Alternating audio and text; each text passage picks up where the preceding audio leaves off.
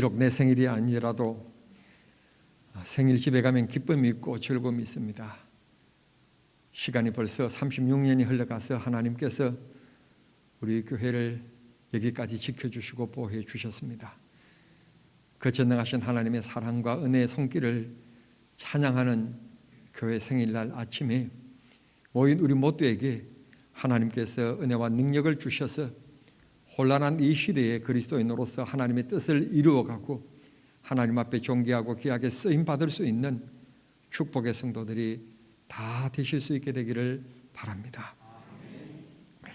지난 금요일 날 우리 소 목사님이 설교하는 가운데 어떤 교회는 간판을 내리기도 하고 어떤 교회는 상가에서 쫓겨나기도 하고 어떤 교회는 세워졌으나 분쟁하는 교회들도 있는데 지난 설립하고 난 이후 36년 동안 뒤돌아보면 모든 것이 하나님의 은혜 가운데 평안히 지나오게 되었고 또 시골 교회에서 꼭 이렇게 자석수 1000석을 고집을 하면서 꼭 이렇게 건축해야 되느냐라고 차라리 교회 더 좋은 다용도 실을 만들 수 있는데 꼭 본당을 이렇게 크게 지어야 되느냐라고 하는 볼멘 소리도 듣기도 했었지만 지금 와보니까 이 코로나를 당하여서 우리가 느낀 게 자석수 20% 그러니까 얼마나 이게 하나님의 참 우리는 알지 못한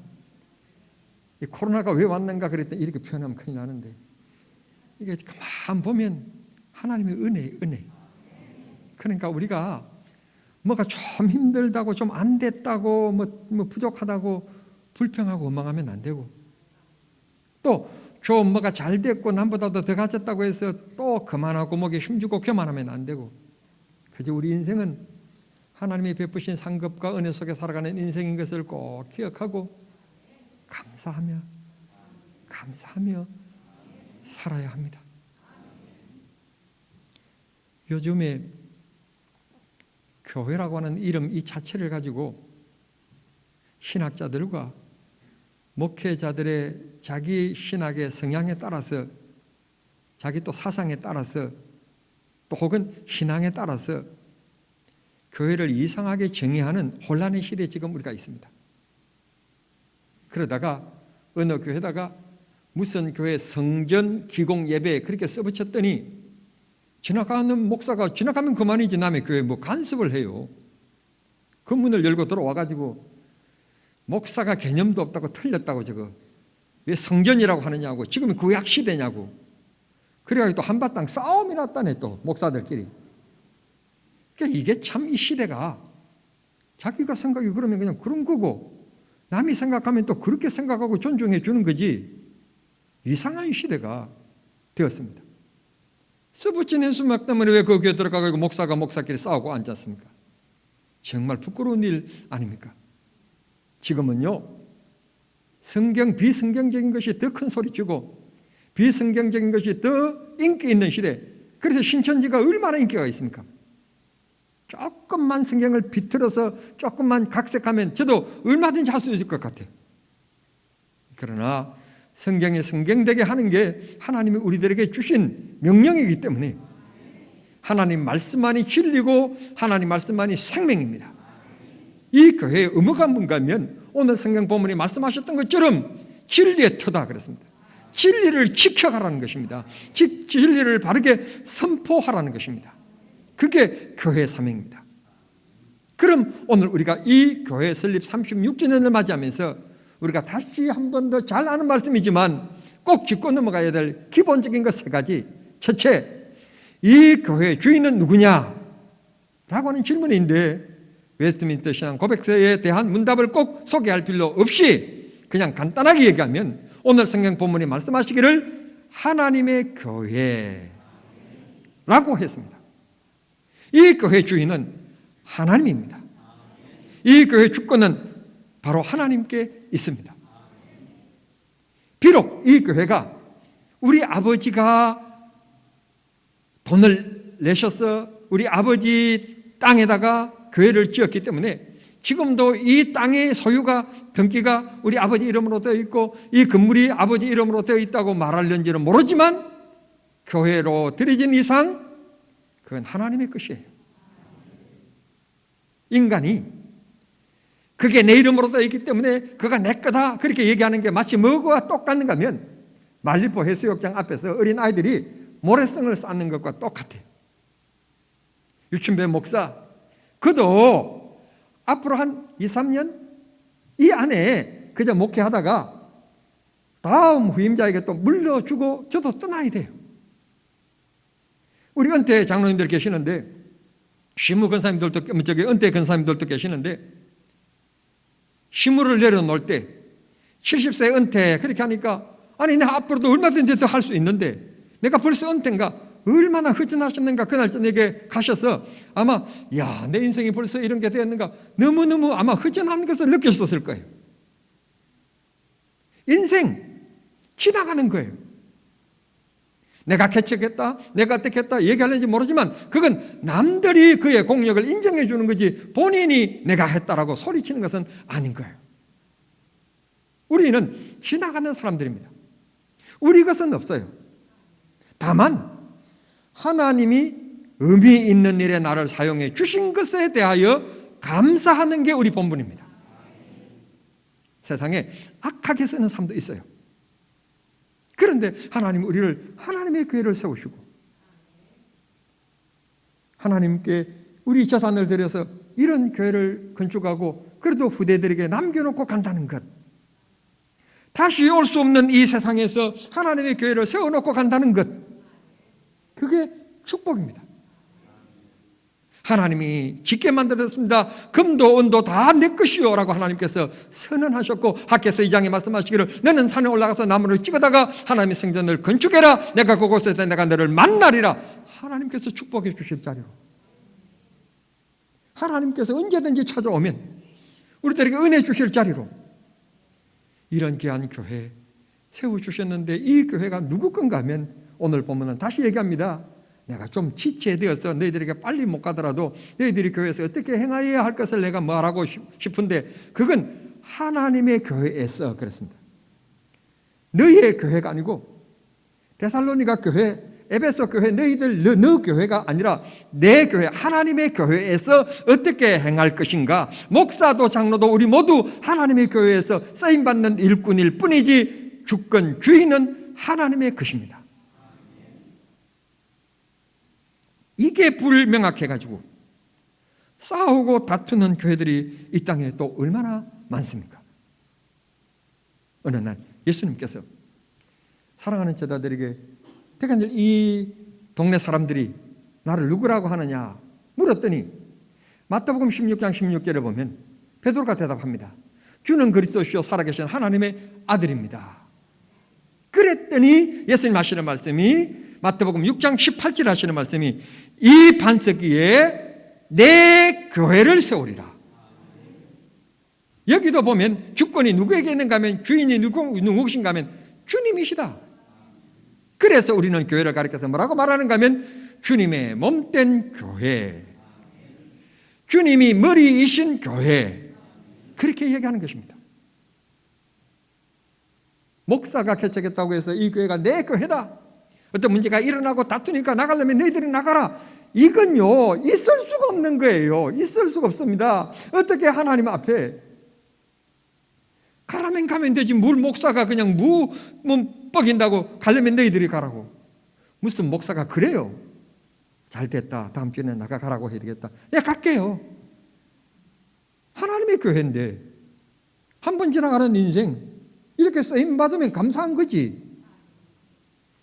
우리 모두 순수한 믿음을 가지시고 하나님의 주권을 인정하며 하나님의 것임을 기억하며 이 교회를 소란치 않게 하고 모인 성도들이 한 주간 동안에 삶의 현장에 힘들고 어렵고 위로받고 싶어서 오는 이 성도들에게 목사 말 한마디가, 장로님들 말 한마디가, 근사님들 말 한마디가, 구역장의 말 한마디가 반가워, 오늘도 예배에서 너무 좋고 보고 싶어서 이 사랑의 말 한마디 듣고 싶어서, 그래 좀 위로받고 싶어서, 힘을 얻고 싶어서 찾아오는 성도들에게 하나님의 교회에서 하나님이 주시는 새 힘을 늘 공급해 주고 전달해 주는 축복된 입술, 축복된 손길들 꼭 될 수 있기를 바랍니다.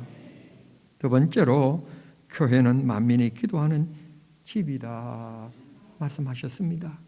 지금 사순절기입니다. 이 사순절기 안에 예수님께서 예루살렘을 드디어 올라가십니다.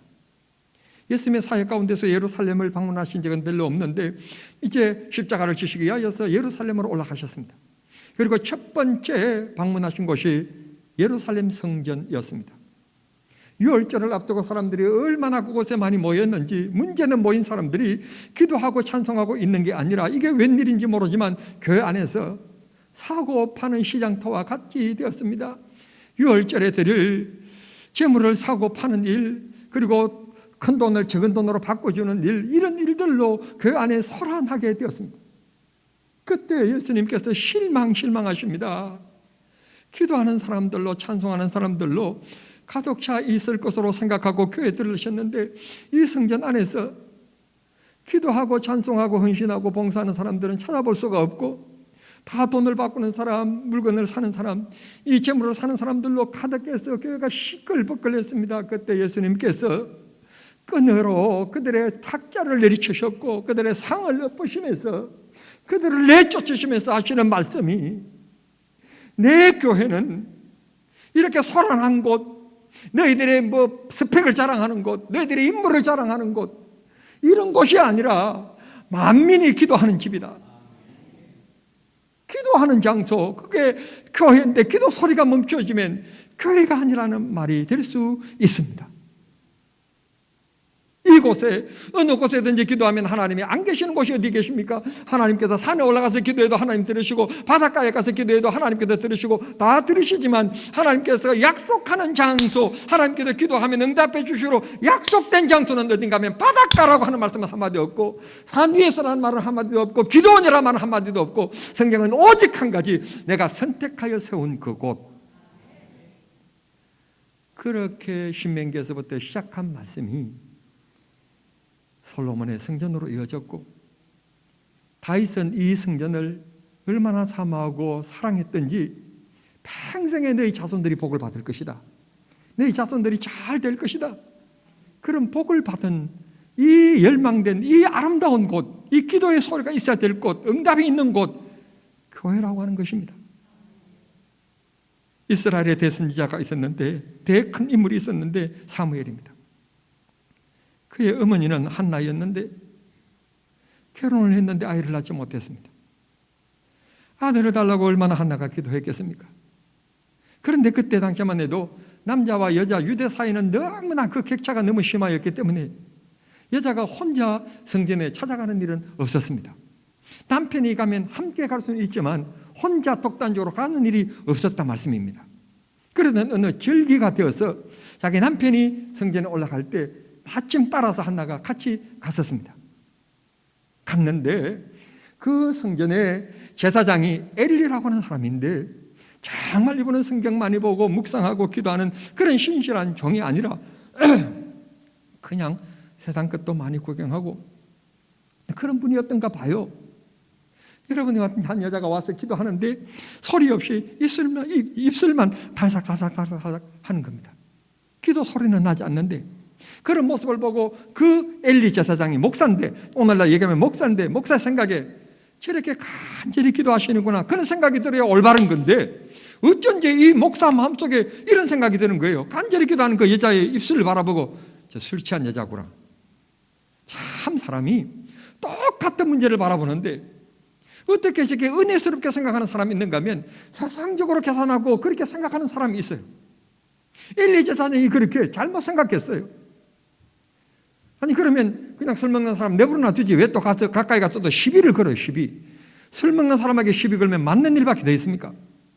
여자여, 언제까지 이 술을 먹고 이렇게 살 거냐? 술을 끊어라. 그러니까 휙 쳐다보고 엘리 제사장에게 한나가 얘기합니다. 술이 취한 게 아니라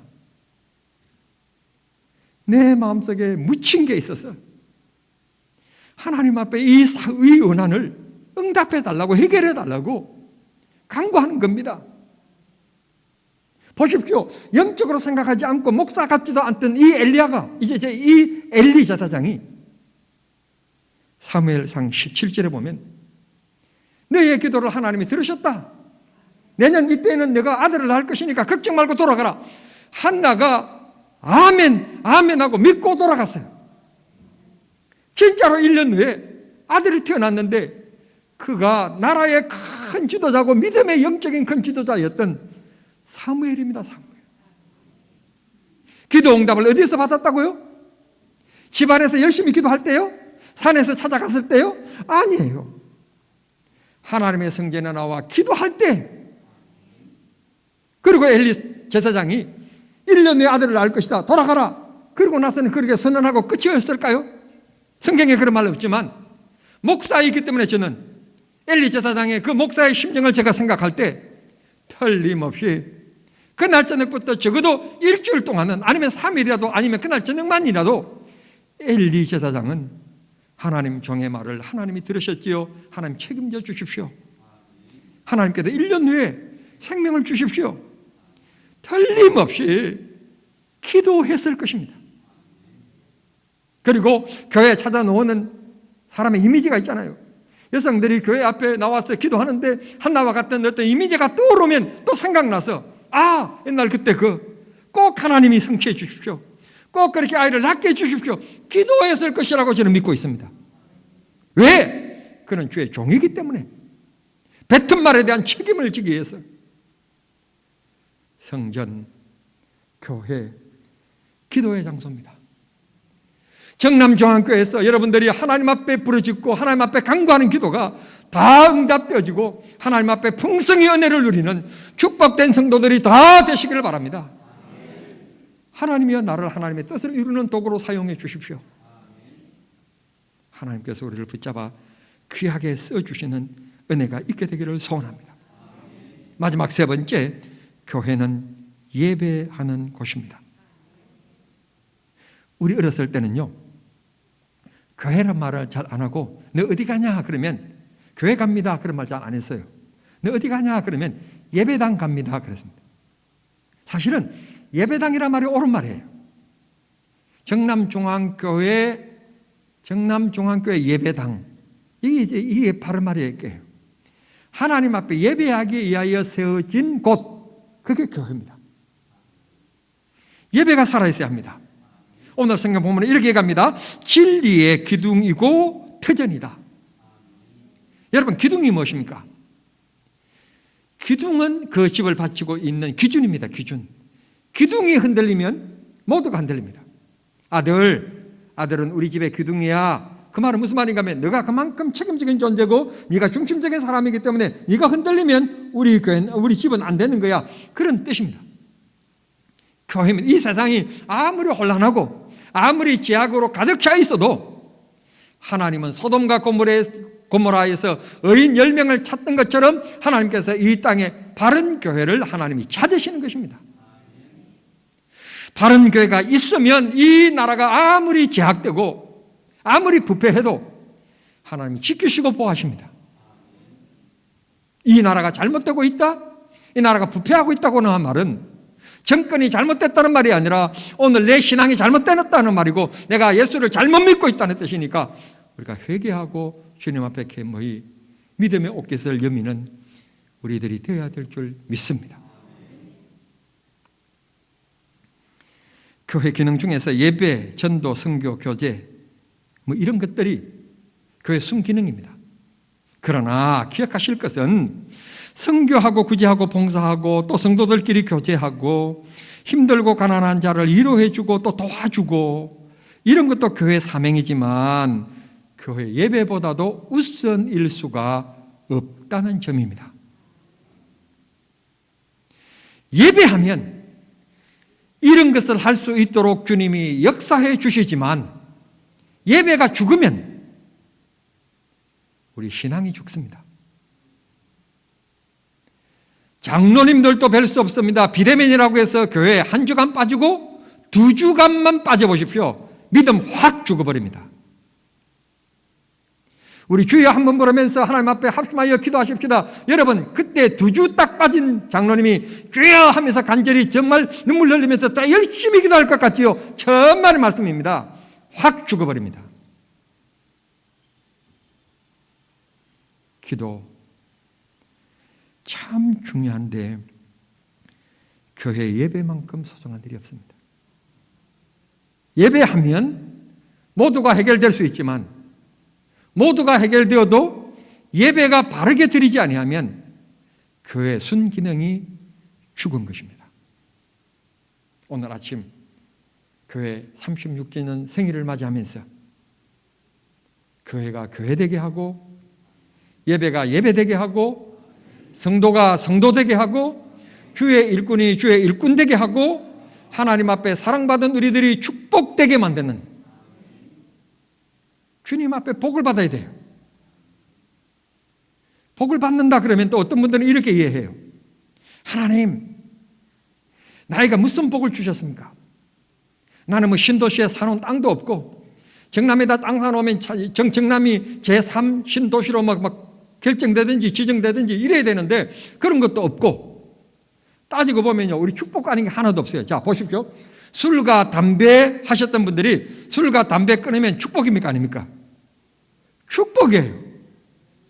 부부가 안 맞아가지고 늘 싸웠던 그 부부가 예수 믿고 나서 서로 사랑하고 서로 아껴주면서 여러분 행복하게 살면 축복입니까 아닙니까? 그건요 10억 20억 땅 투기해가지고 50억 번 거 받아도 그 비교할 수 없는 거예요. 그거는요 돈으로 못 사는 거예요. 우리 삶을 것만 보면 축복 아닌 게 없어요. 사실 우리는 엄청난 축복을 받고 살아가는데 자꾸 그 축복을 물질하고 자꾸 결부시켜가지고 물질이 뭐 손에 들어와야만이 축복이라고 생각하는 경우들이 많습니다. 아닙니다. 우리의 삶의 자체가 따지고 보면 축복 아닌 게 없고 우리는 축복의 사람이라는 것을 하나님 앞에 고백하게 되어지는 겁니다.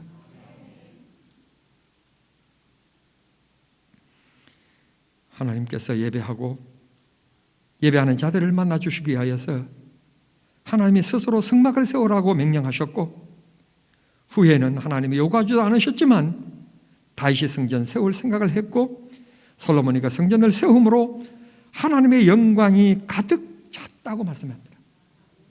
하나님의 영광이 그 성전 안에 가득 찼기 때문에 그 성전을 찾아가기만 하면 하나님의 은혜를 입고 하나님의 복을 받는 복된 장소인 것을 말씀해 주시는 것입니다. 예배 소중히 여기십시오. 이런 이해 많이 들으셨을 거예요. 옛날 민족의 지도자였던 조만식 장로님께서 어떻게 나라 일을 하다 보니까 만날 사람 많고 해야 될 일들이 많아서 주일날 예배 지각을 하셨다고 합니다. 그때 그 교회 목사님이 누구였는가 하면 오산중학교의 조만식 장로님의 제자였던 주기칠 목사님이었어요. 제자가 목사고 스승이 그 교회 장로님이셨어요. 국가적으로도 조만식 장로님은 국가의 큰 지도자고 이 주기칠 목사님은 일개 교회의 목사예요.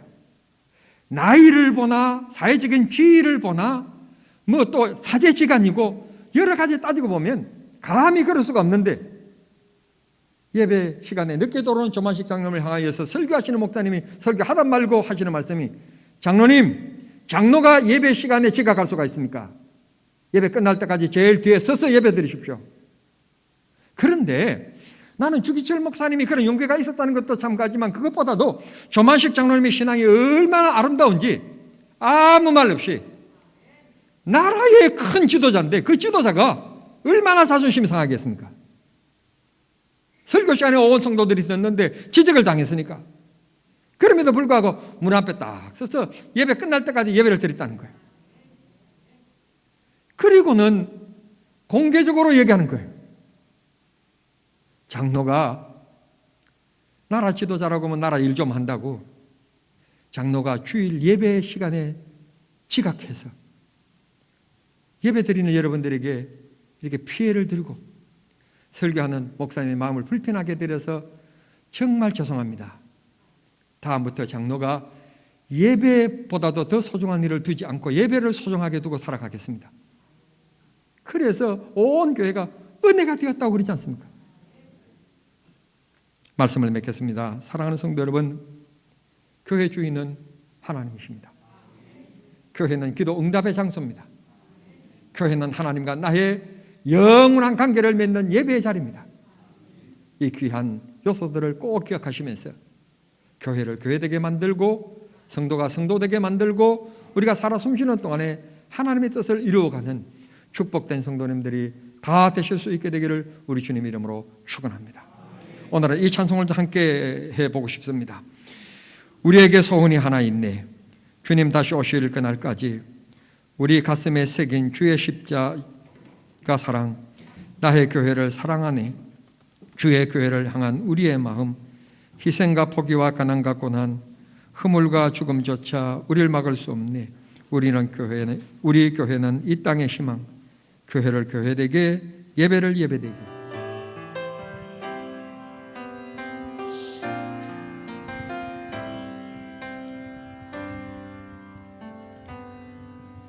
우리에게 소원이 하나 있네. 주님 다시 오실 그날까지 우리 가슴에 새긴 주의 십자가 사랑, 나의 교회를 사랑케 하네.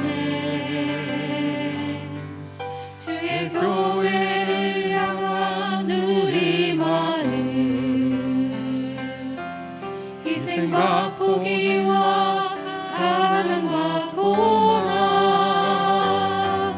하물며 죽음조차 우릴 막을 수 없네.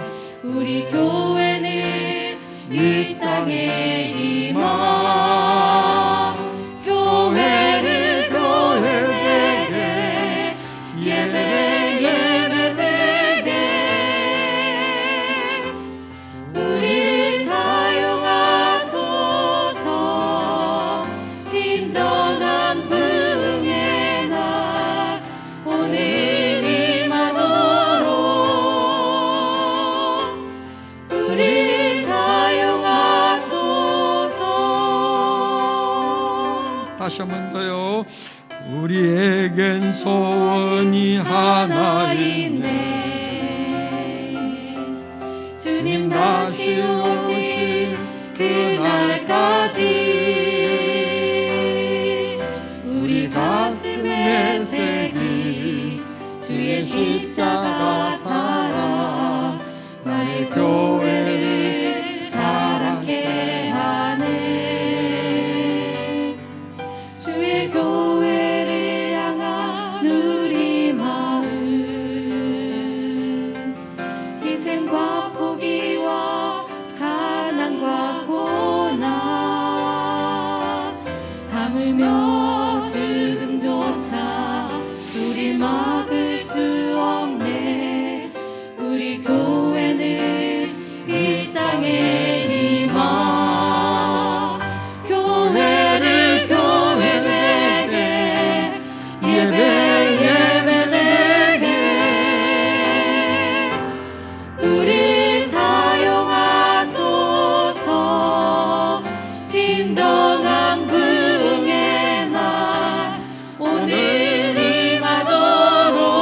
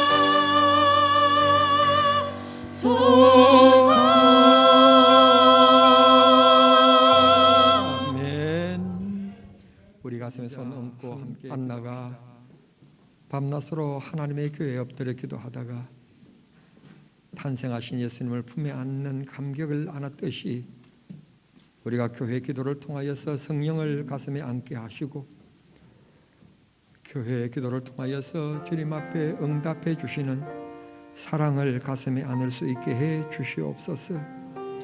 우리가 하나님의 교회에서 예배할 때마다 하늘문이 열리고 하나님께 영광이 되어지며 예배하는 우리들에게 은혜와 복을 주셔서 내가 우리 사랑하는 자녀들에게 복의 씨앗이 되어서 우리 자녀들이 복의 복을 누리는 축복됨이 있게 해 주시옵소서.